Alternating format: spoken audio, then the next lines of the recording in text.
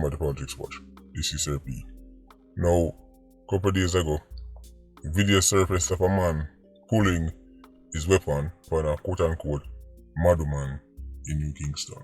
Now, I say quote-unquote because you know people kind of throw around the whole madman thing. Right? It's kind of a vague term people use for anybody to really walk up and down on the road or carry themselves in a certain manner. But one thing we know for sure is that the optics was terrible. It never looked good. Even when me see the video, first thing come to mind is, well, that's excessive. Because it did look excessive. But I delayed because sometimes all is not as they appear. So today, I'm going to tell you now what really happened on that day. You don't know the PIA already, all over the globe. There are people at the PIA who actually know the man in question, personally. Now, he's basically gone underground because the person who recorded the video even put out the man's license plate. Right, so him describe to people who know him well what went down, right? And then him basically start deactivating the fan pages and because as you can imagine, right, him start coming under whole pressure because this video make him look like the boogeyman. As me say on top of it, people know him license plate and you know say, you know take nothing to find out which part him live. But me I get back to the whole video thing later on. So as me say, him gone underground because he's now the evil boogeyman. Right? The evil monster who just back him weapon upon this, 80 pound at best, right? Female who can't do him nothing. Fortunately, as me say, people at the PIA know him and them actually get the story from him before him go lay low. So right now, I'm going to break it down for you exactly how we get it from the PIA and those who know him personally. And by the way, because this is basically going to be a legal matter, that's another reason why I guess him can't come forward and say certain things. Because I love it, right? If we personally link up and put it out, but again, him gone underground at the PIA, where I get this info from, and then I get it from him. Make we see if it makes sense. So, he went to use the ATM machine. If you know that part of New Kingston, there are a number of ATM machines on that road. It's a very popular spot. Anybody who will go, any kind of party, any kind of event, people always stop right this in New Kingston and use one of the machines them. Right? They have machines from both sides of the road, right, from various banks. So he went to use the ATM machine, right? Park him car, use the ATM machine. She was waiting outside the machine. As him come out, she started trail him and start asking him for money. The video don't pick up this part. The video don't show the initial, right, interaction between them and when time him start tell her to leave him alone and him start to retreat. You don't see this part. So you don't see when time she follow him from the machine. By the time the video start record, you can see him clearly retreating. Right? He's backing up, he's telling her to leave him alone. And that would have been happening before the camera start roll, as me say. This is where things start to get interesting. Because suddenly you see him pulling weapon and him point it on her. And that is the part that make everybody say, hold on, what that for? Now this is the part that made me have to go back and watch the video because I didn't even pick up on this. You see, as he was retreating and she kept coming towards him, she tell him say she have acid in her bag and she will dash it on him if he doesn't give her any money. Let me say that one more time. When I watch the video, you see my back up, right? And he's telling her, right, no. She tell him say she have acid in her little bag and if he not give it to her, if he not give her the money, she will dash it on him. When I first heard this, I thought to myself, hold on there, that's a unicorn meat. She never have nothing in her hand. This part shocked me because I genuinely did not see anything in her hand. So I had to go back and watch the video again. So now we're going to watch the video to see if that match, if that makes sense. Check this out.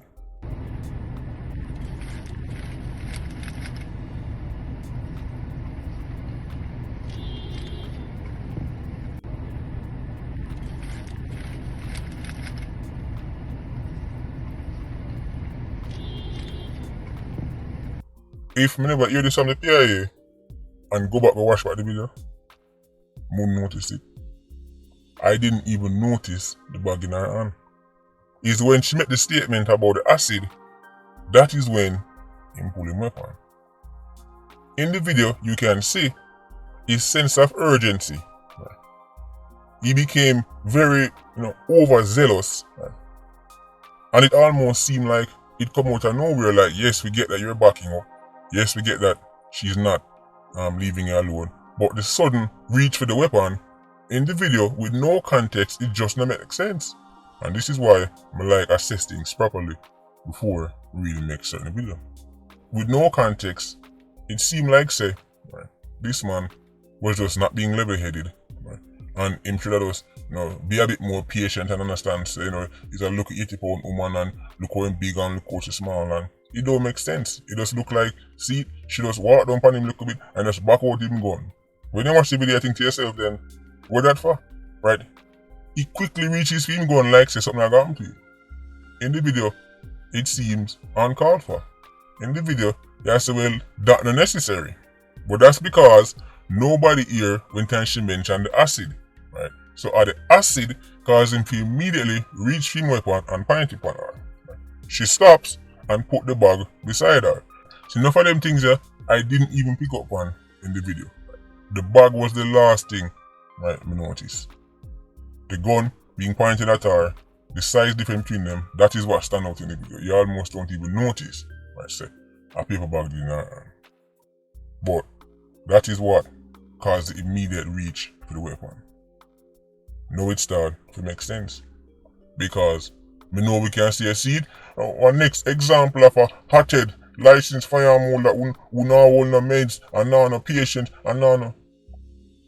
Without context, that's how it appears. But this writer so fill in the missing blanks.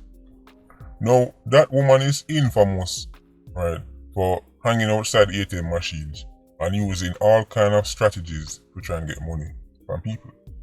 Right. She's also known for using various threats. She tell people so she have a certain virus and if they give her money, she'll bite them and all kind of things. Right. There's been cases where she jump in a people's car, people push her out. She will take up big stone and threaten to fling it in a people's car glass. These are the various tactics that she uses from time to time. Sometimes she even go as far as to take off her clothes and start go towards you like she got rub up on you and people are going to be extremely uncomfortable with that. So these are the methods that she uses, right, to try and get money from people. People who work in New Kingston know her well. Most of them, by this point, don't take most of her threat them seriously. As a matter of fact, it's basically entertainment to enough people working in New Kingston because as I said, I see her on a daily basis. Personally, I doubt she had any acid on her. But how would he know that? Him just say I walk to him with one bag. There is no way him could have know what in a bag, who's serious and who isn't. Remember, this is somebody who, from appearance, is a quote-unquote madman. He clearly doesn't know her MO and he's not entertained by what she do. Right? No people find it entertaining. When time she start walk back at them and I walk them down and I tell them things and I tell them that, people who know her well laugh it off. I mean, let's be reasonable. The argument that a social statement should not mean nothing by it, that is what you know, because you're familiar with her. Somebody who is not familiar is just thinking to themselves, hold on, why is this person walking me down? Why is this person telling me to march throw things for me? That is what caused the weapon to get pulled. Now here's the thing, even before the PIA get the intel upon what go on, and we get a better understanding, and we get to realize at the bag and try to threaten to throw acid and them thing there. Even before that, I was paying close attention to some of the things that people were saying. This is a question more asked. Well, never a couple questions. How much further should he have retreated? Because the man was retreating. This is not a case of a big bad bully seeing this 80-pound woman, if she even weighs so much. Them have two little exchange of words and then him fly in her face and say, hey girl, you know me, me shot in your face, no girl. That is not what happened. This man was retreating. He was retreating before the camera even start roll. How much further should he have gone before the Jamaican public would accept that this man is not the boogeyman? Was he supposed to retreat another 500 meters? How about another 1,000 meters? At what point will people be happy and say, you know what, well, him can't retreat no more? Should he have retreated to half a tree? For me understand, she'd walk go straight back at you anywhere I go. So when people say, him should have just go on back up man and avoid her, you can avoid somebody if they are stationary. But if I'm retreating and you're following me, then how long is this cat and mouse game supposed to go on for? So I want to know how much further should he have retreated to make people happy. Next question. People say he's much bigger than her, so never have to pull him gun. Right? He's physically stronger than her, so he never have to come to that. Alright, here's the question. So if him did push her, would you be happy? Suppose him never pull him firearm, but him did push her.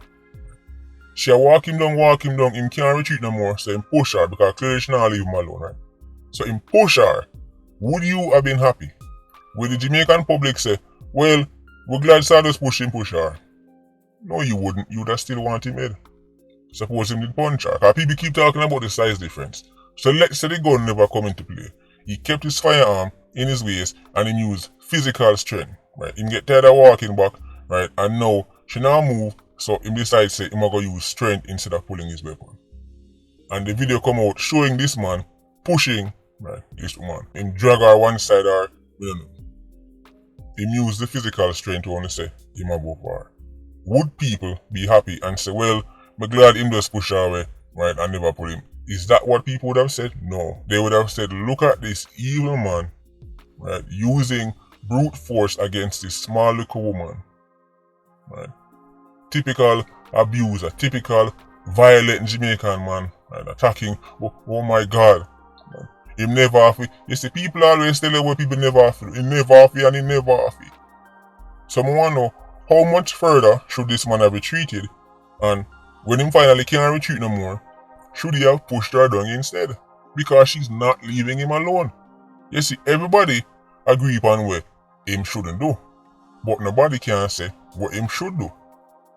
That is what we want to know, you know. How would he have gotten past this woman, assuming she make up her mind she not stop? So what you're saying is, he's at the mercy of this woman, right? Him should have stayed out there from night until morning until she decide to stop walking down, and then him can get the luxury of going in his car and going about his business. Because she not move. So, what was he supposed to do? The physical size him have over her. Should he have used it? And then we see that on camera. And then instead of saying, look for another violent licensed firearm holder, this is why nobody enough have licensed firearm. We'll be saying, look at this violent Jamaican man, right? Manhandling this like 80-pound man. This brother here would have lose any way him take it. Any way him take it. Let me talk about this. As bad as things may be, and this woman get the man now back a problem, right? Him even lose him license for him, FLA, hold on upon it, right? So all I want to thief out there, right, who a program the man, right, because on the ear, the cameraman read out the man license plate number, right? And now when you get on the links, then pick it address because when you hear one new gun, the one yard only can go thief. FLA, take out the man gun, so only can cancel on the mission. So even though she do all of that, I am glad she wasn't hurt. I am glad everybody went home safe. FLA disarmed the man, but no lives were lost. But let me say this. As it relates to mentally ill people, again, I'm not, right, no psychiatrist, I don't know, diagnose nobody. I didn't sit her down in my office, right, and diagnose her as mentally ill, but it's safe to say the way she carry herself, things that she do, right, she's not all the way there. We see mentally ill people kill people all the time and get killed all the time. Why are people like this just roaming the streets of Ireland? It's not funny. Right? People are entertained. Yeah man, that's what you see man, and a regular would just laugh and that's what you There's nothing funny about it. We hear all kind of stories. Sometimes you say mentally ill man kill people. I mean, there's a man, I think it was Red Hills Road, a man got his head chopped off by somebody who's mentally ill. We hear about children being chased and attacked by people who are mentally ill. A policeman was killed by somebody who was mentally ill with a stone. They use a stone and kill a policeman. And then that mentally ill person end up losing his life. Speaking about stone, I'm currently going through the JDF video where the man was killed in central Kingston. A stone play a role lesson, but we're going to talk about it because, again, that video, the optics is terrible. It don't look good. We'll cover that too. Let's go and get us some more intel. But mentally ill man kill police officer with stone and then end up losing life. I understand it's a challenge, right? For, put them in some places and then even they carry them go certain places, them left and gone for them own. I understand it's a challenge, right? Obviously it's not easy. If it was easy, right, it wouldn't even be worth talking about. It will be done overnight. But we have to do more. Right? For the people of Ireland who are mentally ill, right, homeless, we cannot have them walking around like this woman. Right? Not just for them safety, but the safety of others. This could have turned out much uglier. She could have lost her life, and that man could be in prison. We need to start taking things seriously and stop waiting until some kind of disaster strike. It's obvious something like this is going to happen. This woman, depend on her TikTok. Sometimes she run down upon some people. Everybody run a laugh, jump in a vehicle, record it, and it depend on TikTok. But me say she's infamous at this point. But it's not funny. We need to stop getting our kicks, right, watching people self-destruct. This woman needs help. This woman needs care. She cannot stay up on the road, taking off her clothes, right, and trying to rub her private parts from people and threaten them with stone and try to bite people now. It's not acceptable. Not only she needs to be protected from other people, but also herself. Everything is a circus. Everything is how can I get the most kicks and laugh out of this until somebody dead. This woman needs help. But we rather enjoy watching disaster unfold. A long time she do this. Come on, Irie man. Telling all the time about the coup and buffoonery. Cause look where it reached now. This man went to draw some money and next thing you know, you no longer have a license for your arm. And you're suddenly the boogeyman. Somebody just go about them business, does casual stuff, oh let me go draw some money, and next thing you know, you're all over every news page looking like the evil monster. I could talk about the video. I am all for accountability. But telling all the time, whether police, JDF, licensed fireholder, I'm all for accountability. But I find it real strange or when it comes on to videoing criminals, the people who actually make Irie man top murder charge, suddenly the phone them no work. Video everybody. Since we're living in the age of citizens, right, being our own Sherlock Holmes and investigators and recording our own, fine, great, amazing, but video everybody. 1,400 murders a year, we must can get 487 span camera. 400, can we aim for 487 being recorded by citizens? Can we get that? No, we won't get that.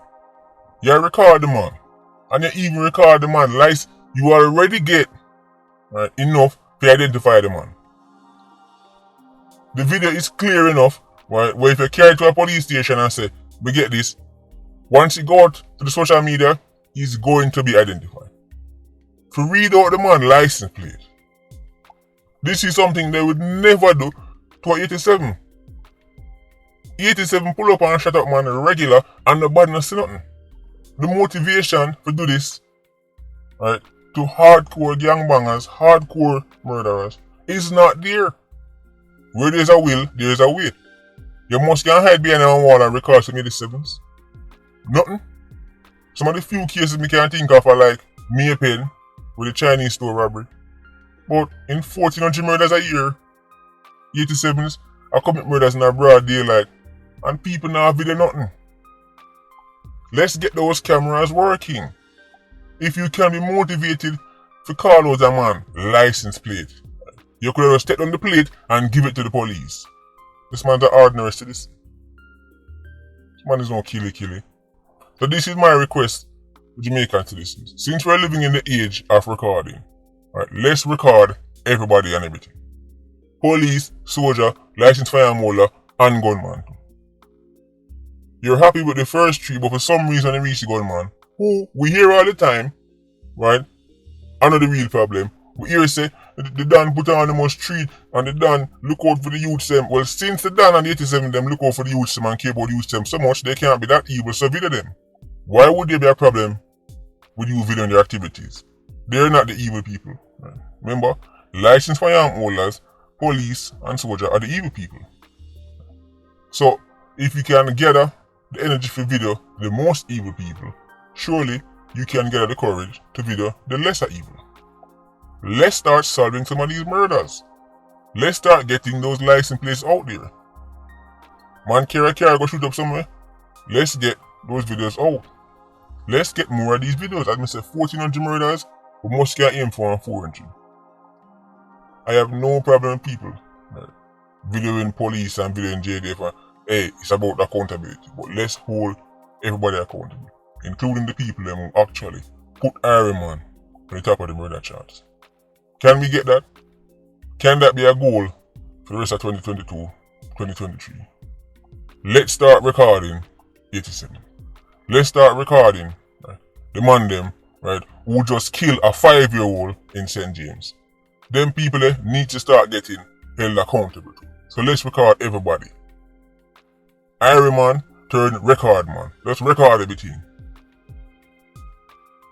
But don't turn in a Sherlock Holmes when it comes on to a licensed firearm holder. Right. And then when it comes on to gunman, right, your phone stuck in your pocket. All the time you see the shooting going to take place, all the time you see the altercation go down, and you see the man might run across the road, run across the lane, rifle in a hand, your phone can't come out. Let's get those cameras working. Anyway, Ultra Squad, big up on yourself. Yeah, you don't know, more life.